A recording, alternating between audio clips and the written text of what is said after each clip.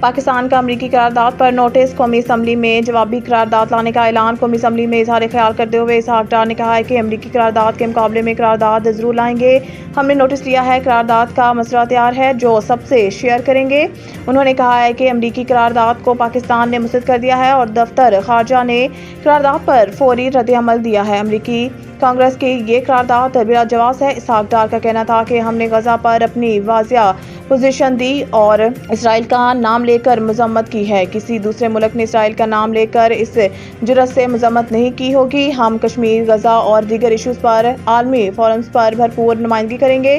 سلامتی کونسل میں بھی کشمیر اور غزہ پر بھرپور آواز اٹھائیں گے۔ اسحاق ڈار کا کہنا تھا کہ ماضی کی حکومت میں سی پیک پر کام کو روک دیا گیا تھا، لیکن وزیر اعظم شہباز شریف نے سی پیک پر کام کو دوبارہ شروع کرایا، جبکہ Iran Pakistan gas pipeline پر کئی بار کام کرنے کی کوشش کی۔ اس منصوبے پر امریکی پابندیاں بڑا مسئلہ ہیں۔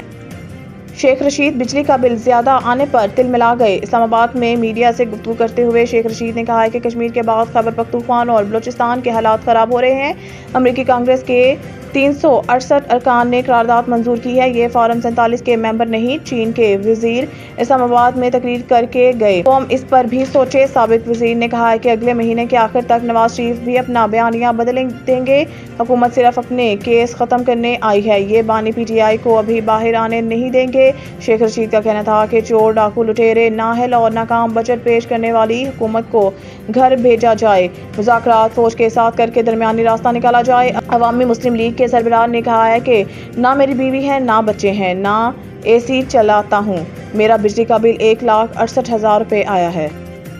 چینی وزیر داخلہ سے محسن نقوی کی ملاقات۔ سیکورٹی امور پر گفتگو۔ ملاقات میں پاک چین تعلقات، سیکورٹی امور، قانون نافذ کرنے والے اداروں کے لیے چین کے تعاون پر تفصیلی تبادلہ خیال کیا گیا۔ دونوں شخصیات نے ٹریننگ اور جدید آلات اور ٹیکنالوجی کے استعمال کے بارے میں بھی گفتگو کی۔ پیپلز ریپبلک آف چائنا کے ہم منصب کیوائی یانگجن نے اسلام آباد میں غیر ملکیوں خصوصاً چینی شہریوں کی حفاظت کے لیے اسپیشل پروٹیکشن یونٹ کے قیام کے اقدام کو سراہا اور پاکستانی قانون نافذ کرنے والے اداروں کی ٹریننگ اور استعداد کار بڑھانے کے لیے بھرپور تعاون کی یقین دہانی کرائی۔ کیوائی یانگجن نے داسو واقعے پر ہونے والی پیش رفت پر اطمینان کا اظہار کیا اور وزیر داخلہ محسن نقوی کو ستمبر میں چین میں ہونے والے گلوبل سیکورٹی فورم پر شرکت کی دعوت دی۔ وفاقی وزیر داخلہ محسن نقوی نے گلوبل سیکورٹی فورم پر شرکت کی دعوت قبول کی اور کیوائی یانگجن کا شکریہ ادا کیا۔ پیپلز ریپبلک آف چائنا کی وزارت داخلہ کا ایڈوائزری گروپ جلد پاکستان کا دورہ کرے گا۔